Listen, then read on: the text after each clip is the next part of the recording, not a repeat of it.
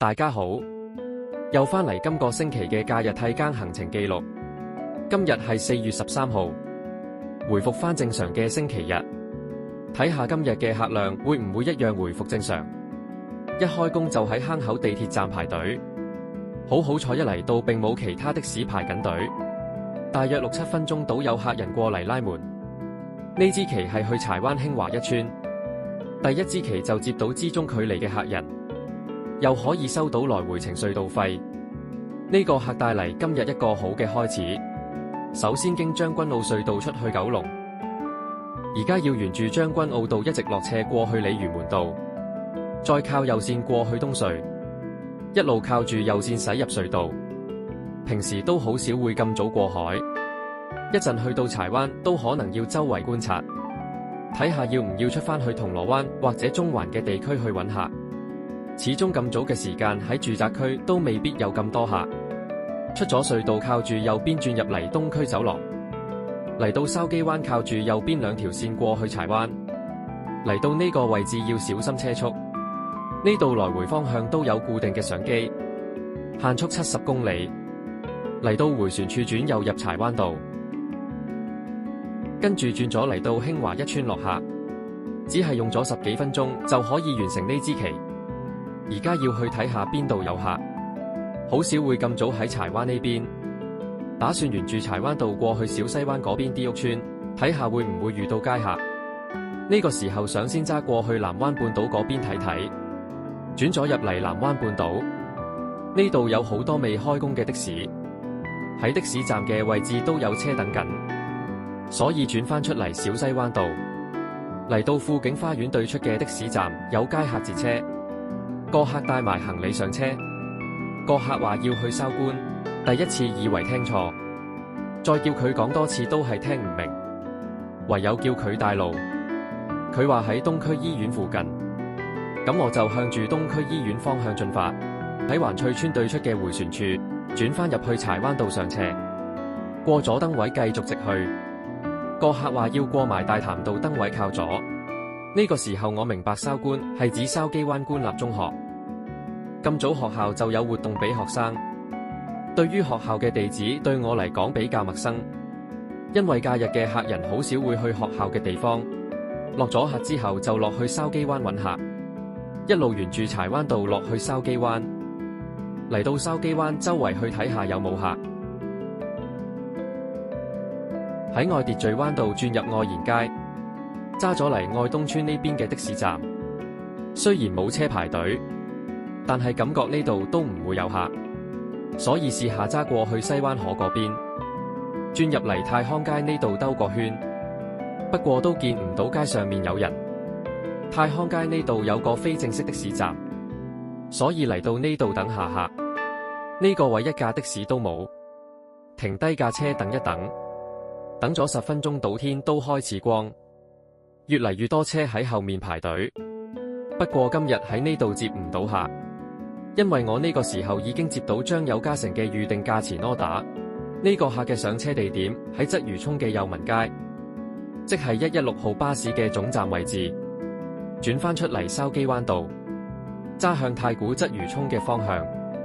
過咗太古吉之島繼續直去，轉咗入基利路，再轉右就嚟到巴士總站嘅位置。呢支旗係多站長途旗，第一站先去觀塘翠屏北村，而家要揸過去東隧，喺英皇道行靠右線上橋，喺呢個燈位轉左，落咗橋就可以過去東隧過返九龍東。呢個時候仲未知下一個站去邊，因為要完成咗第一個站先知道下一站去邊。呢支係第3支旗，但已經去完港島返過九龍，過完咗東隧，嚟到匯景花園靠左邊唔上橋，去到油站靠最右線，轉右入翠屏道，沿住翠屏道一直去。個客話喺前面呢度落車，跟住再睇下第2站去邊度。見到導航顯示一條好長嘅路程，目的地係元朗鳳攸北街。呢支旗真係夠晒長，由鰂魚涌嚟到觀塘，再喺觀塘去元朗，頭先喺協和街轉入嚟觀塘道，而家沿住觀塘道過去九龍灣，嚟到九龍灣地鐵站對出要靠住右線，跟住再靠右往黃大仙及葵涌方向嘅行車線上橋，落橋嚟到彩虹村對出嘅龍翔道。睇返程式入面嘅行程記錄，而家沿住龍翔道往葵涌方向進發，一陣喺麗景附近直上去青葵公路，過咗長青隧道直去汀九橋駛入大欖隧道，跟住出咗隧道揸過去元朗，喺青山公路轉入去鳳翔路就去到目的地。呢支旗嘅總距離有成41.8公里，但係烏把加埋加成嘅價錢都比標頭仲要少10幾蚊。沿住呈祥道嚟到麗景附近，靠左線轉上去青葵公路，跟住沿住青葵公路用右邊3條線直去長青隧道，過咗南巴勒海峽就駛入隧道。今次要去元朗，所以用左線或者中線入隧道，最右線只可以去大嶼山。嚟到青馬行政大樓對出，直去就係汀九橋。行完汀九橋只需要繼續直去，揀定往元朗嘅行車線，就可以駛入大欖隧道。最近呢幾個星期都經常有客人用呢條隧道入大西北。上一集就係由馬灣去落馬洲，今集就經呢條隧道去元朗。出咗隧道就要揸過去收費亭，呢度仲係少有依然有收費亭嘅隧道。不過當月底政府收返呢條隧道，呢個收費亭相信都會成為歷史。嚟到錦田呢個出口離開青朗公路，轉咗入錦田公路，跟住靠左線就可以轉入嚟青山公路元朗段。呢個行法就可以避開博愛交匯處，一直去就嚟到元朗站附近，去到前面燈位靠左線，轉咗入鳳翔路，再轉咗就嚟到鳳游北街停車場落客。呢支旗揸咗40幾分鐘先完成，行咗一陣就已經接到支行程雷達嘅柯打。不過接客前先去交個水費，跟住就揸過去鳳游南街接個客，嚟到呢個位置接客。呢個客嘅目的地係荔枝角長沙灣道嘅利豐大廈，轉右出返嚟鳳翔路，跟住去返青山公路元朗段過去大欖隧道，轉右入青山公路。呢度一定要過嚟元朗西鐵站，經朗日路先可以轉返入青山公路，跟住繼續靠左邊2條行車線上橋，落咗橋就嚟到青朗公路過去大欖隧道。而家又返嚟大欖隧道，記錄低仲有收費亭嘅畫面。之後當裝咗易通行，呢度應該同其他隧道一樣會將個收費亭拆走。一陣出咗隧道，會沿住屯門公路去荃灣路、葵涌道，再經麗橋過去長沙灣道落客。今次真係估唔到咁快就有支旗帶我出返去九龍，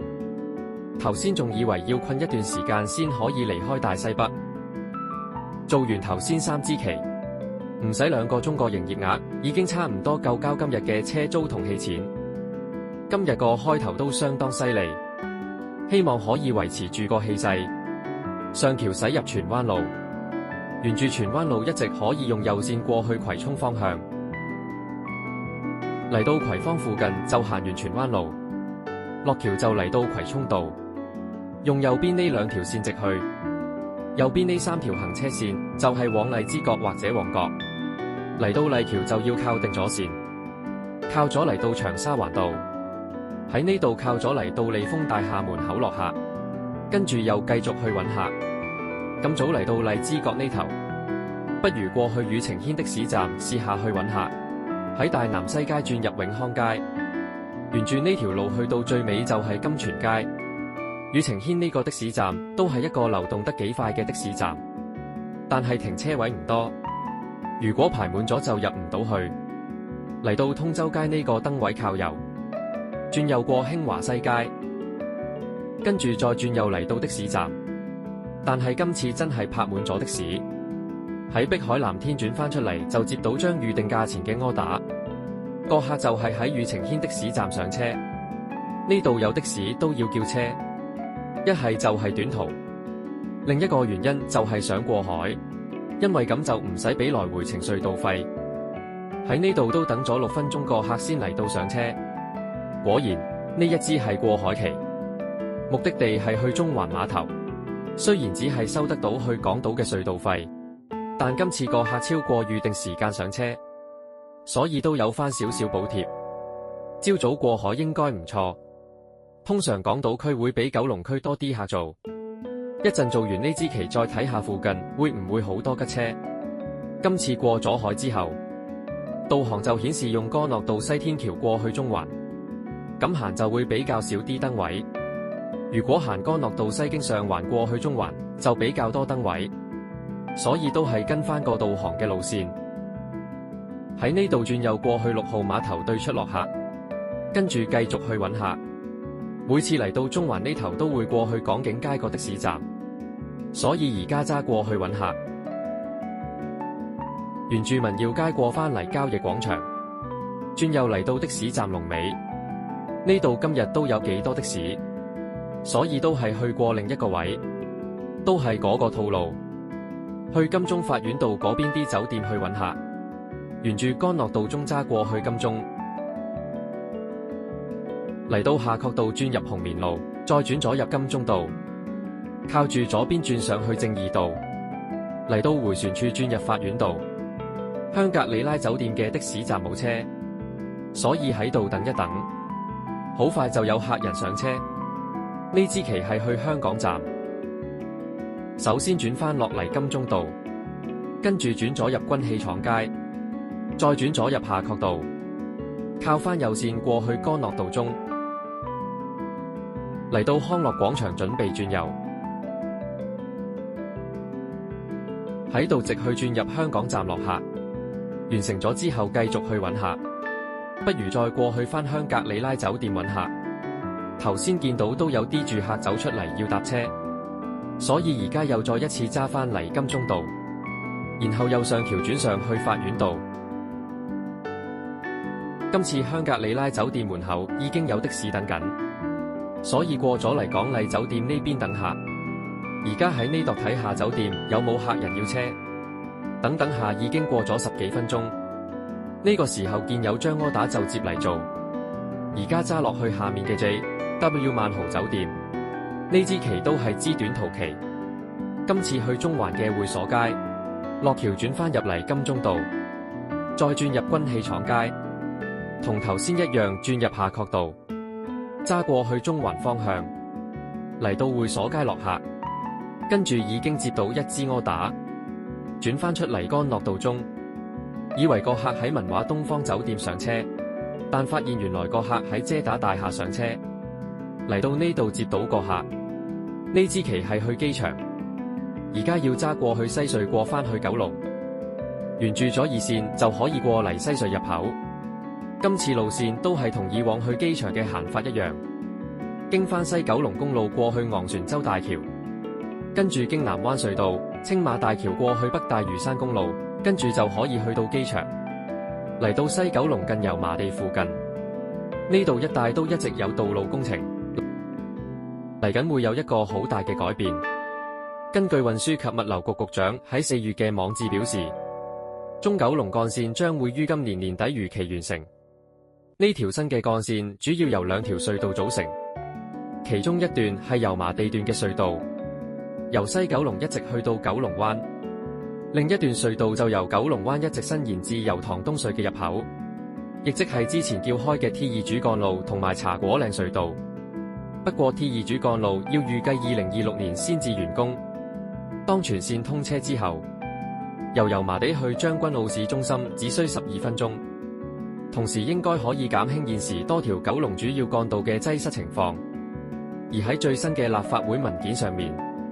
中九龍幹線同 T2 主幹路好有可能會統一叫做中九龍繞道。至於隧道嘅長度方面，油麻地段嘅隧道長度為 3.9 公里，屬於雙程3線分隔車道，連接西九龍嘅油麻地交匯處同埋東九龍嘅啟德交匯處。而 T2 主幹路隧道長約 3.1 公里，係一條雙程雙線嘅分隔車道，連接油麻地隧道同將藍隧道。到時當中九龍繞道通車嘅時候，可以再帶大家睇下完成後嘅道路情況，睇下有邊啲地方司機係要注意，機場職員今次又開咗左邊嘅巴士落客區俾其他車輛使用，嚟到呢個位放低個客，跟住就離開落客區，睇下出返去葵青荃定係其他位置去揾客，唔想太過死板又出返去市區，一於過去東涌入面睇下有冇客。加上今日 Uber 都派咗幾支長途旗俾我，感覺上係有機會可以喺東涌揾到客出去。於是而家就決定揸過去東涌，靠左邊過嚟觀景路，跟住再過嚟赤鱲角南路過去東涌。頭先其實都睇咗機場的士2，但係入面嘅等候時間實在太長，所以都冇考慮入去輪候區排隊。嚟到東涌先去咗東涌地鐵站嘅市區的士站睇睇，喺度轉入嚟達東路，轉到入嚟條的士龍尾已經喺東堤灣畔嘅門口，估計大約有10架喺度排緊，所以去下一個位置。記得之前一集車個客去日東村，出面都有個市區的士站，試下揸過去嗰邊睇下排唔排得過。轉右就嚟到日東村，一轉彎就見到的士龍尾，估計呢度都有成10架的士。呢個情況唯有再去過其他地方揾客。記得東涌入面有間酒店，於是試下揸過去睇下有冇得排。轉入怡東路，直去就見到呢間東涌世貿喜來登酒店。非常好彩，臨到酒店門口竟然接到將預定價錢嘅柯打喺呢間酒店。而家喺呢度等一等個客，喺度等咗個客4分鐘左右先嚟到上車。呢個客竟然係出去灣仔會展，估唔到嚟到酒店即刻有客帶我出返去市區。呢個機會我相信只會係1%，仲要咁啱我揸過嚟呢邊打算兜個圈。如果冇客就離開東涌，而家轉返落嚟北大嶼山公路，向住青馬大橋方向進發。今次嘅路線都會好似頭先去機場咁，喺青馬大橋用南灣隧道過去昂船洲大橋，跟住揸過去西九龍公路去西隧，過海之後經返干諾道西去中環，然後經夏慤道過去灣仔，再轉入去港灣道去到會展。最近的士團體又再次向政府請願，要求打擊白牌車。事源係因為除咗 Uber 之外，高德同滴滴都加入咗新嘅選項，除咗可以揀的士之外，亦可以俾沒有合法嘅牌照私家車司機登記接載乘客，變相普通嘅私家車司機可以有更多嘅途徑可以接到客人。比起2個月前嘅請願，今次有唔同嘅的士團體都走出嚟參加，政府都只係繼續強調同之前相同嘅講法，會提醒各個網約平台要遵守法律，而差人嗰邊就只係繼續零星執法，亦唔見捉到有好多白牌車。政府係唔係想用車隊去解決問題？但車隊嘅進度亦唔理想，事情好似兩頭唔到岸。白牌車嘅數量應該會越嚟越多，有機會的士司機因為冇單而轉做白牌車司機。網約平台繼續喺呢個灰色地帶圖利，的士嘅前景絕對係唔樂觀。由的士牌價亦反映到出嚟。不過的士牌價對政府嚟講應該唔係考慮因素，因為呢啲牌照原意唔係用嚟炒賣。如果的士團體繼續用牌價跌呢個原因，外界都唔會支持。嚟緊睇下有冇機會的士業界能夠齊心合力，令政府真正加強執法。而家嚟到灣仔會展落客，入嚟嘅時候都有好多車一齊落客，所以都查一查呢一日有咩活動今日進行。原來今日係第3屆香港國際創科展覽會，展覽聚焦5大科技領域，包括低空經濟、智慧出行、人工智能、機械人技術及網絡安全。展覽以創新、自動、起飛為主題，吸引29個國家同地區超過2800個參展商參與。唔怪之得有咁多人今日去呢個展覽會。既然呢度冇客，試下好似今朝咁揸去法院道附近啲酒店揾客，喺夏慤道返嚟金鐘道，跟住又上橋去正義道，一直上去嚟到法院道。不過港麗酒店門口有2架車等緊，嚟到香格里拉酒店門口排隊。前面呢度得1架的士，但係酒店門口其實仲有另外1架。睇返今朝成績，暫時計落平均1個鐘做2支旗。等咗10分鐘，職員叫前車過去酒店排隊，再過多5分鐘接咗支柯打。呢支旗係去德輔道中近中環街市附近，又返嚟軍器廠街，跟住轉入夏慤道。今日第3次行呢度，落去干諾道中隧道，跟住靠左轉入租庇利街，喺前面電車路轉右落客。落咗客之後，又睇下去邊度揾客。轉入嚟永樂街嘅時候，又接到張柯打。呢個客喺西港城後面嘅德輔道中叫車，喺呢度轉右再轉左就到個客嘅上車位置。等咗個客一陣就嚟到上車。今次呢支旗係去銅鑼灣運動場，即係喺皇仁書院隔離。目的地呢個位要喺天后嗰邊轉入去高士威道。首先而家要轉出去干諾道西，轉左入嚟希利街，跟住轉右入干諾道西，過咗燈位靠右線過嚟干諾道中，沿住干諾道中直去夏慤道，過咗金鐘之後嚟到灣仔告士打道，要揀定往北角嘅行車線過去天后。沿住告士打道嚟到銅鑼灣海皮呢邊，嚟到維園道靠咗唔上東區走廊，嚟到消防局呢度靠住右邊，左邊係去電氣道，右邊直去就嚟到永興街，去到街尾轉右入英皇道，沿住中線一直去，嚟到高士威道，嚟到銅鑼灣運動場落客，嚟到銅鑼灣呢邊，可以去前面嘅富豪酒店兜一兜。靠住右線嚟到酒店，轉入嚟酒店見冇客就接咗張柯打，未睇清楚地點就嚟咗渣甸街，但係個客喺樂活道嗰邊嘅落景台叫車，但係揾唔到位置掉頭，亦唔可以轉左入波斯富街，要揸到嚟灣仔道老志道先可以掉頭，而家又揸返過去銅鑼灣，喺呢度靠右準備轉入波斯富街。轉入嚟波斯富街之後，轉左再轉右入開平道，喺度等一等個燈位轉燈，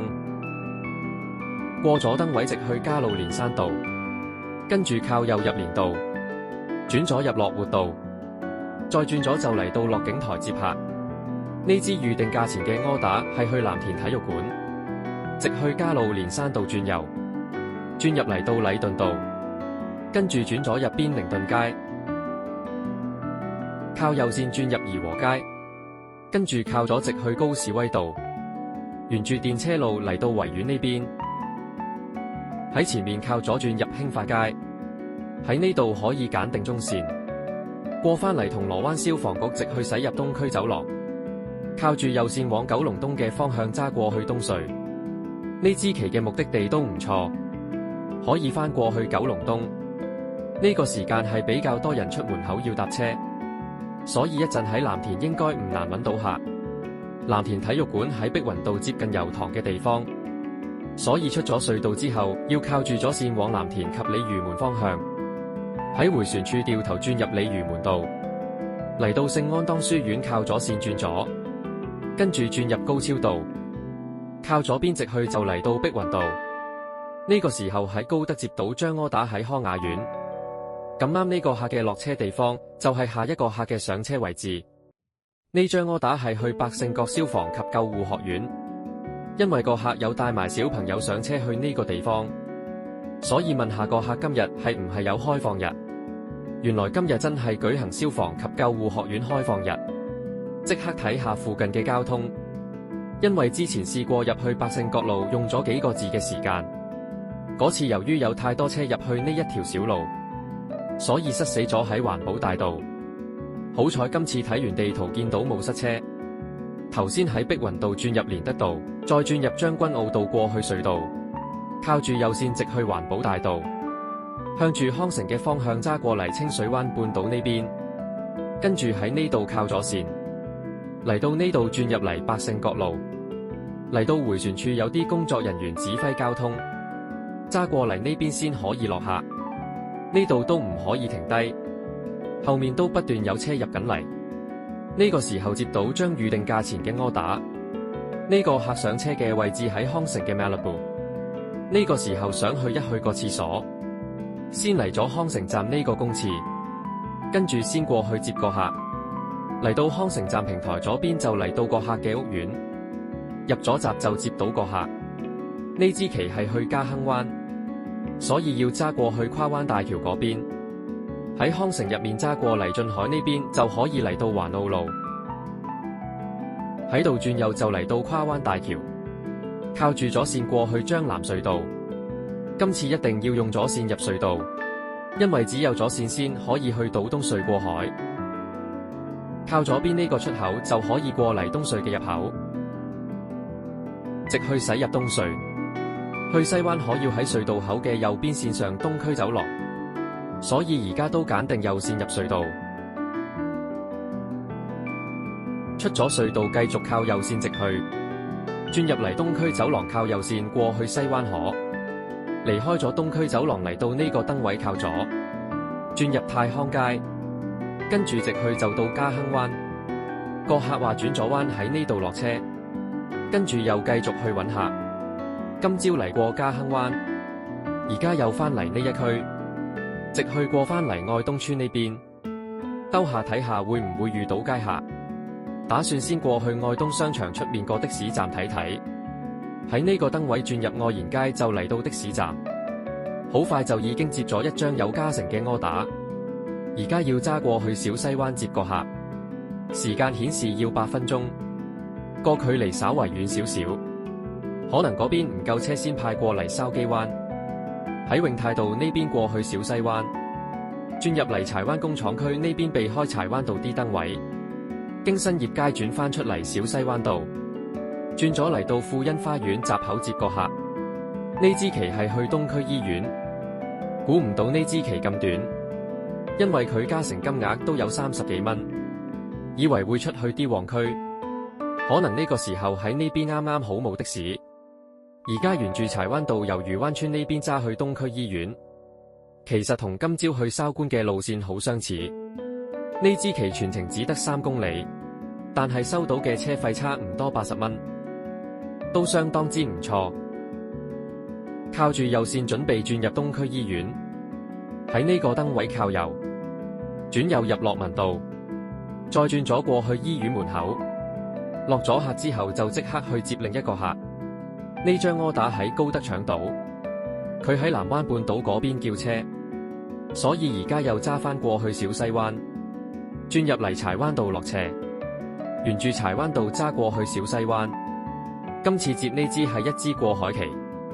由柴灣過海都有返一定嘅距離。喺高德接嘅柯打又可以收返來回程隧道費。而家過到嚟漁灣村，喺呢個燈位轉右，左邊呢度係以前柴灣巴士總站同埋新巴士廠，而家已經變成新嘅屋苑，叫做海德園。屋苑係由太古地產與中華汽車有限公司共同發展，提供850個1房至4房單位同埋特色單位，預計下年年中入伙。轉入嚟南灣半島接到客人上車。呢支旗係去浸會醫院，全程大約18公里。而家轉返出嚟柴灣道，靠住右邊上橋嚟到永泰道，然後靠右邊過去東區走廊。個客一上車第一件事就問佢行紅隧定係東隧，我話佢知高德嘅地圖就顯示行紅隧，個客話照跟返佢嘅建議行。由於今次要去紅隧，所以要行晒成條東區走廊去到維園落橋，基本上喺東區走廊一路直去就可以，唔需要有啲乜嘢特別要注意。雖然呢支旗帶我離開柴灣，但係今日同柴灣都好有緣，可以而家先透露一下，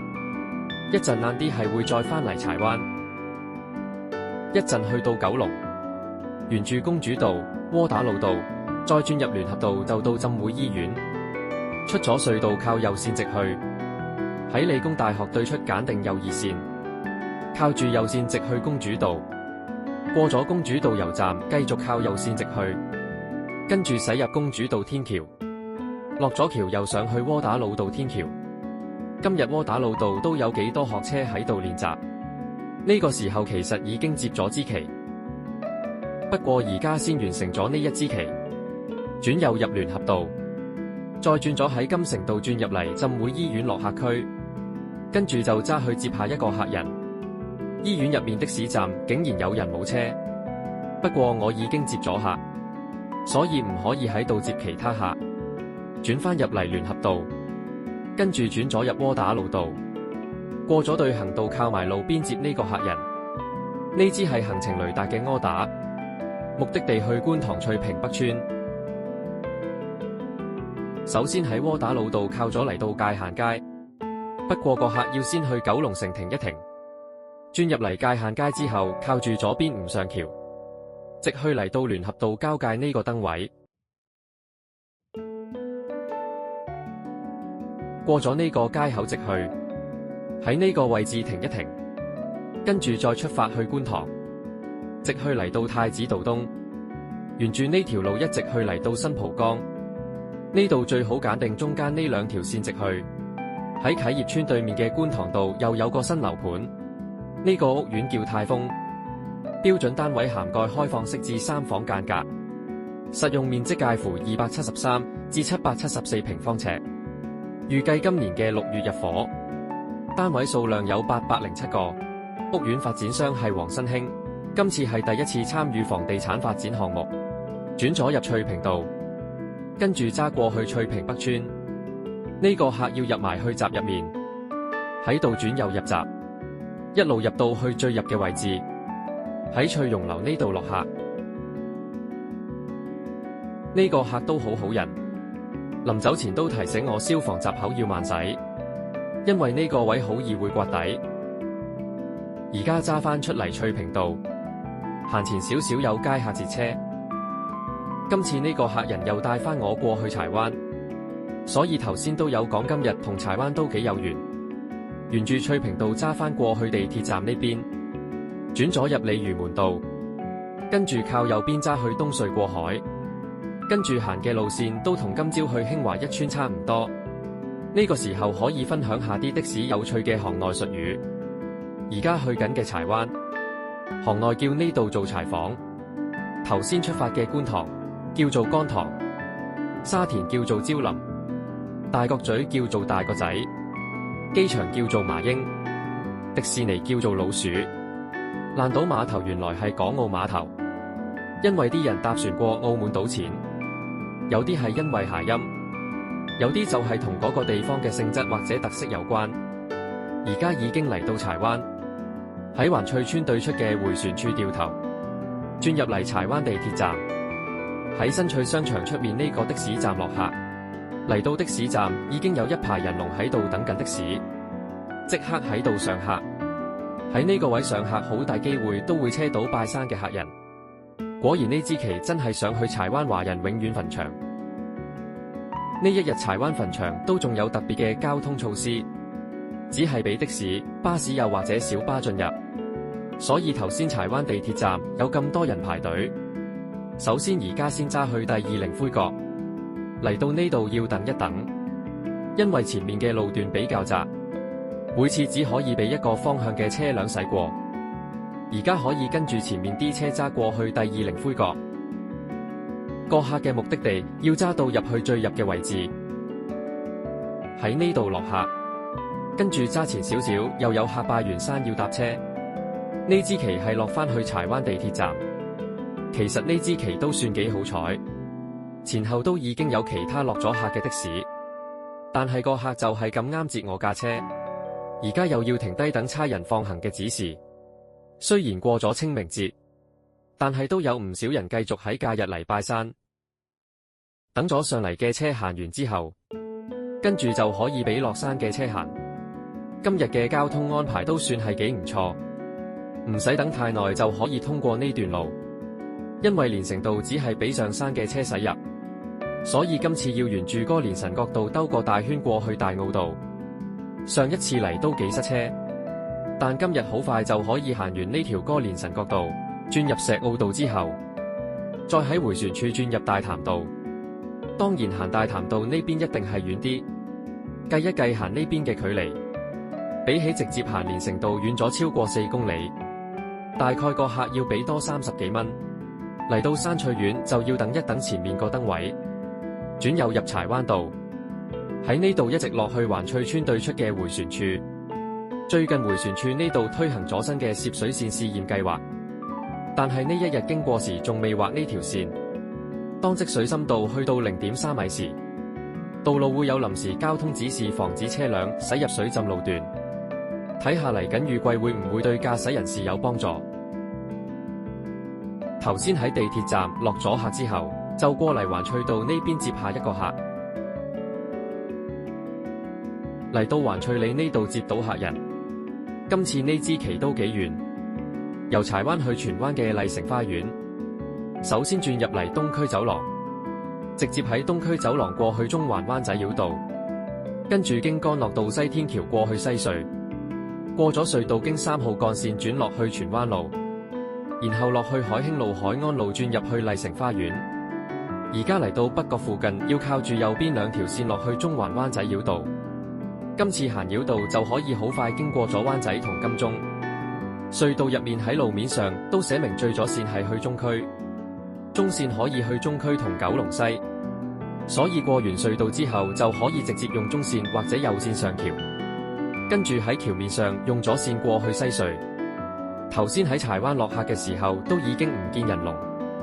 好彩接到呢支旗可以即刻有客帶我離開柴灣。加上起點同終點都喺高速公路嘅附近，雖然今次呢支旗總全長係超過27公里，但係都唔使25分鐘就可以完成呢支旗。全條路線只係去到荃灣先有3個燈位，而家已經嚟到青葵公路，開始要靠住左邊嘅行車線，喺荔景對出靠左線過去荃灣路。嚟到荃灣路首先過去中線。因為左邊嘅行車線係轉落去德士古道，跟住一直去靠住左線，喺海之戀對出嘅出口落橋，轉左入海興路，嚟到海安路呢個燈位可以揀定中線，轉左入海安路，去到第一個街口轉右，再轉右嚟到麗城花園一期落客。完成呢支旗之後就要去揾客，打算揸返過去荃灣市中心睇睇。喺青山公路荃灣段轉入嚟大涌道，暫時呢個時間都未見到啲啱做嘅柯打，所以喺呢度打算揸過去荃灣西站揾客。呢個地鐵站嘅出口有一個的士站，不過通常都係去葵青荃嘅區內旗。睇下今日有冇運可以接到支遠少少嘅旗。喺大河道直去到尾就係荃灣西站，嚟到呢度直接去排隊。下午嘅時間呢度嘅流動係幾唔錯，今次喺呢度觀察咗一陣，平均大約1至2分鐘就有客人拉門。雖然有成10部的士前面排隊，但係前面嘅的士好快就俾客人拉走，排咗3分鐘已經嚟到3號位。今次都係冇剪走過排隊嘅情況。排隊嘅時候可以偷少少時間喺車度食個午餐。最後用咗大概6、7分鐘就嚟到頭位。今次呢個客嘅目的地係馬灣，唔好睇呢支旗好似好短，由荃灣西去馬灣都有10公里嘅距離，車費都會過100蚊。首先經過全城會轉過嚟海盛路，跟住轉咗上去荃灣路，一路靠住左線喺第一個出口駛出，落橋嚟到德士古道迴旋處。轉右過嚟青衣北橋，然後跟住往機場嘅行車線直去，過咗青衣北橋靠右就嚟到青衣北岸公路。呢段路出入都有固定嘅測速相機，限速70公里。喺呢度靠右線上橋，進入青馬大橋。呢段路最近都有啲路面工程，有大量雪糕筒放咗喺大橋嘅入口。嚟到呢度左邊有個出口落去馬灣。靠咗離開青馬大橋，問一問個客想喺邊個位落車，佢話喺馬灣路嘅的士站落，所以嚟到呢度就落客，跟住留喺呢個位直接排隊。見前面的士站啲車都走得幾快，落客唔使1分鐘就走咗2架的士，過多一陣又有客過嚟拉門，好快就嚟到頭位。最後喺度等咗4分鐘就有客拉門，都算係咁耐以嚟喺度最快接到街客嘅一次。呢支旗係去深水埗大埔道同福華街嘅交界。今次我會用3號幹線經東京街西轉入西九龍走廊，跟住喺太子道西落橋，然後轉入去彌敦道、大埔道就去到目的地，跟住直去就嚟到長青隧道。今日嚟到下午嘅時間都幾密手，不斷接到客上車，但係由於今日都行咗幾多嘅路程，今朝又去過大西北，又去過機場送機，差唔多係時候要去補一補氣。而家喺青葵公路靠左邊過嚟連翔道，跟住往長沙灣嘅指示靠向左線，嚟到呢度轉入東京街西，直去嚟到通州街燈位轉右，然後直去上西九龍走廊，跟住喺前面靠左落橋，落到嚟太子道西向太子方向揸過去。而家嚟到荔枝角道同太子道西嘅交界，過咗荔枝角道直去，跟住轉左入砵蘭街，再經運動場道轉入彌敦道，靠右線揸過嚟大埔道，跟住轉左就嚟到福華街落客。而家又繼續去揾客，但係今次會一路揾客，一路揸過去油麻地窩打老道嘅氣站去補氣，先過返嚟太子道西，喺前面轉入新田地街，跟住再轉入上海街，咁一陣就可以轉入去窩打老道。睇咗周圍都唔似有客，一於直接揸去奧翔道個氣站，沿住上海街一路揸去窩打老道。嚟到呢個燈位轉右入嚟窩打老道，有時呢度都會有街客截車，靠咗線準備駛入氣站，直去轉左就嚟到呢個氣站。好彩呢個時候仲未有車龍等入氣，而家先揾個位入一入氣。入完氣之後要睇下去邊度揾客，試下跟住前面嘅的士睇下佢哋去邊度。不過佢哋好熟附近啲燈位，知道幾時轉燈，好快已經俾佢哋放甩咗，一慢咗就過唔到呢個燈位。而家唯有直去嚟到高鐵站附近去揾客，喺呢邊通常我都會轉上去圓方商場，所以而家轉右入佐敦道過去商場嘅的士站，直去上橋轉左就嚟到的士站。呢度已經有3架的士排緊隊，等咗幾分鐘都唔見有客過嚟，所以即刻搶咗張柯打。個客叫車嘅位置喺砵蘭街同碧街嘅交界，而家轉入嚟圓方商場南邊呢度，喺呢度兜一兜個圈，靠右嚟到呢個燈位，就可以掉頭過返去窩打老道，轉右嚟到佐敦道燈位，跟住轉左再轉右入嚟寶路靠右邊上橋，靠住左邊落橋就可以嚟到窩打老道，靠左邊轉入砵蘭街，喺碧街嘅街口停低等一等個客，喺度等咗一陣個客就嚟到上車。呢支旗係去安達邨，喺咸美頓街轉右出返嚟彌敦道向尖沙咀方向，喺油麻地靠左轉入加士居道，跟住靠右上橋，然後落橋嚟到漆咸道北，跟住繼續直去就駛入東九龍走廊。今次因為個客話想快啲去到，所以今次行東九龍走廊再行觀塘繞道過去安達邨。但如果要用最短嘅路線，可以喺油麻地轉入窩打老道，再轉入亞皆老街、太子道東，然後轉入去牛池灣經清水灣道過去安達邨。呢條路線可以行少2公里，轉落嚟將軍澳道，靠住左線喺第一個出口轉左，轉入嚟秀茂坪道直去，嚟到寶林路燈位靠右，轉右入寶林路，跟住靠左轉入安秀道，問一問個客喺邊度落車，個客俾咗個地址我，於是我掉頭喺呢個閘口轉入村，嚟到呢個位置落客，跟住出返去繼續揾客，先去一去安達嘅的士站。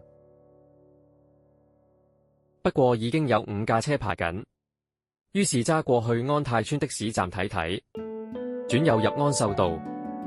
一直去就嚟到安泰邨。喺回旋處轉左就嚟到的士站。雖然呢邊少啲車，但係都有3架喺前面，於是決定離開呢一區，試下揸落去順利宿舍揾客。沿住安秀道嚟到清水灣道，呢個時候又俾我搶到將柯打由安達去油麻地。睇真啲個電話，原來係頭先個客嘅電話號碼，跟住打俾個客，約翻喺頭先落車個位等，轉右沿住新清水灣道過翻去安秀道，靠住右線翻嚟安秀道燈位，轉右入安秀道，沿住呢條安秀道揸過去安達邨。今次都係第一次喺一日之內接同一個客2次，個客落咗車只係過咗10分鐘多啲就走人。而家翻到嚟安達邨，轉左入安翠街，過翻嚟呢度入閘，嚟到呢度個客已經等緊。個客上咗車就話俾其他人激親好嬲，不過詳細內容就唔公開，始終係人哋嘅私隱。而家又用翻頭先過嚟嘅路線出翻去油麻地，沿住秀茂坪道嚟到連德道靠右，轉入將軍澳道落去觀塘繞道，靠住右線一直去就可以揸到嚟觀塘繞道，直去就可以過去九龍灣出口落啟德隧道。做完呢支旗已經過咗4點鐘，再做嘅話就應該唔夠時間翻去交更，所以做緊呢一支旗會係今日最後一個客，怕接咗街客去咗其他遠啲嘅地方唔夠時間翻去交更。而家沿住東九龍走廊揸過去加士居道，落橋又翻嚟漆咸道北，靠住右邊上加士居道天橋，跟住落橋繼續直去，嚟到彌敦道街口轉右，問一問個客使唔使轉入去砵蘭街落車，因為要去翻頭先上車喺砵蘭街嘅位置都要花啲時間。最後個客話喺過咗窩打老道落車就可以，嚟到呢度落客，完成咗今日最後一支旗。而家要揸去入氣跟住交更，雖然仲有少少時間，但係唔想一陣趕住翻去交更，所以都係預多少少時間輕輕鬆鬆揸翻去。今日都算係近期比較順同埋營業額幾高嘅一日，中間要等客嘅時間其實唔算好多，其中最好彩嘅係喺東涌同元朗都接到有客出翻市區，而今日嘅中長途旗都唔少，最後又接咗同一個客人2支旗，都算係幾特別嘅一日。希望大家都中意今日嘅行程，多謝大家收睇，下次再帶大家遊車河。